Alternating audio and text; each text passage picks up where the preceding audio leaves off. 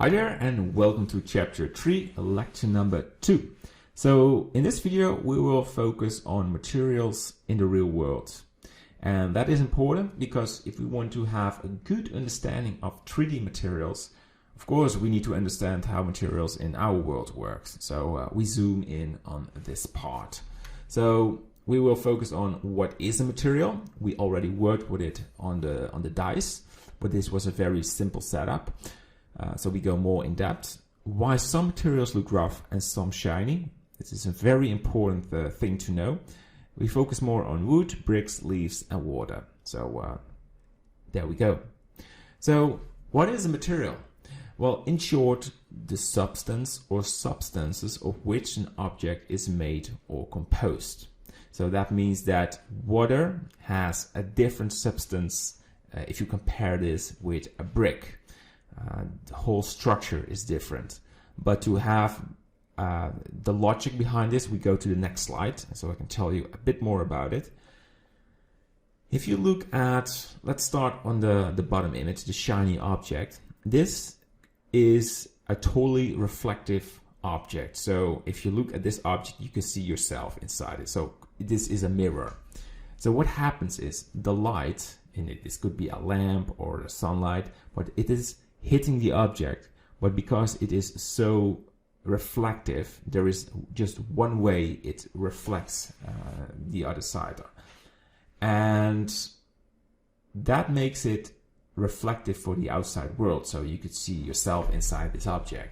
But this is totally different when you look, for example, to a rough object.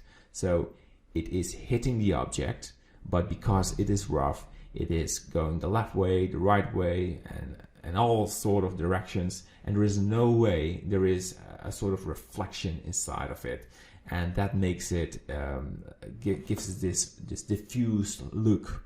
So if you understand this, you understand why, for example, foam looks different than a painted wall, where the substance is different.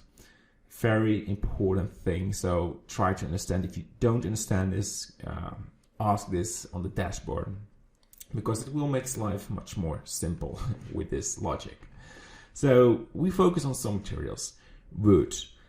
Wood is a diffused or a rough material, and you can only see that when you zoom in, and the bottom image shows it the best. You can all see sort of a structure in it, so it's not flat at all, and that makes it not reflective. So you cannot see the environment image or yourself. If you look at wood, you cannot see your face reflecting on it.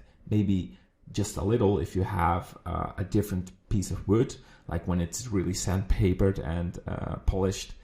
Maybe a little, but most of the wood types are not reflective. So if you have a brick, this is a very rough material. So in fact, there is no way you could see yourself inside of it. And the best image is on the left. You can see holes, and it is damaged, and there's all different sort of layers on top of it. And that makes it really rough. Of course, there are samples of bricks, especially the modern bricks, who are sometimes painted, or there's a sort of a coating on top of it, and that makes it all reflective. So when the sunlight is shining on it, it is sometimes reflecting the sky, or when you have a sunset, you can see a sort of a nice orange reflection on the bricks. But especially with medieval bricks, there is no way they are reflecting. And sometimes I see CG scenes, 3D environment scenes, and they make the bricks very reflective because it is a nice effect, of course. But they make bricks reflective, and it hurts the realism in the scene. So be very straight with this. Bricks are a rough material, and keep it that way. That will be a good thing for your scene. So the next object is a leaf. And leaves are very special. They are almost artificial because the structure of a leaf is different than almost any other object.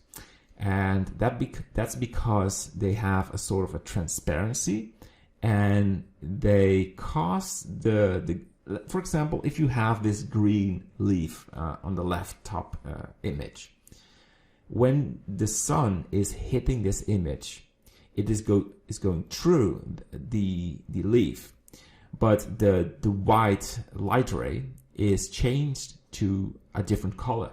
So when it hits the leaf, it is white, and we can see the green leaf, but then it transforms in green and it hits another object. So if you have a green leaf and you shine with a lamp on top of it, it will cast green light on the bottom.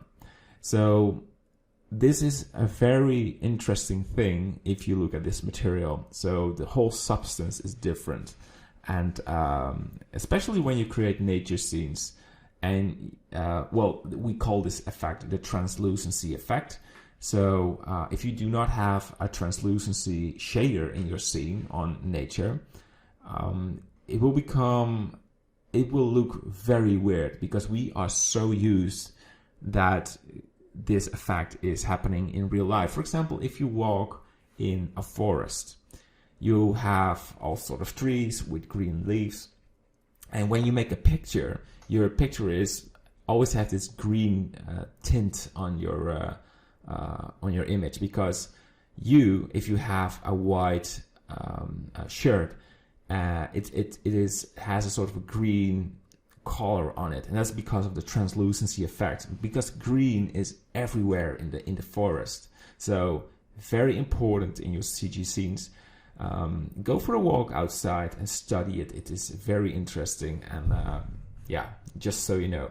And in the final sample, we have water. I already spent some time on this, but water is almost like a mirror. Sometimes it's a little diffused, but because it is so reflective, yeah, this is one of the most reflective materials we have on Earth. So it's like this sample I had on the beginning. It's this shiny object. It's hitting the object and directly cast away. So quick overview. Water is same like a mirror, ice, and chrome, one of the most reflective materials. Then we have leaf. Leaves are very reflective, but they have this absorption, and that's the same for plastic, paper, and skin. Skin is the same thing.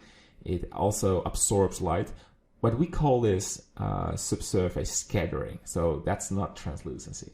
Then we have wood. It's the same for concrete, asphalt, and leather. And then we have brick, and comparing that with rust, sandpaper, foam. It's one of the most rough materials on Earth. So again, these samples are just samples. So if you find something like, hey, asphalt is the same like category of bricks, okay, maybe, but it's just to give you an idea behind the logic of objects and reflections. All right, this is the end of this lecture. In the next lecture, we will focus on what materials are in the 3D world. So let's jump to that lecture, and bye-bye.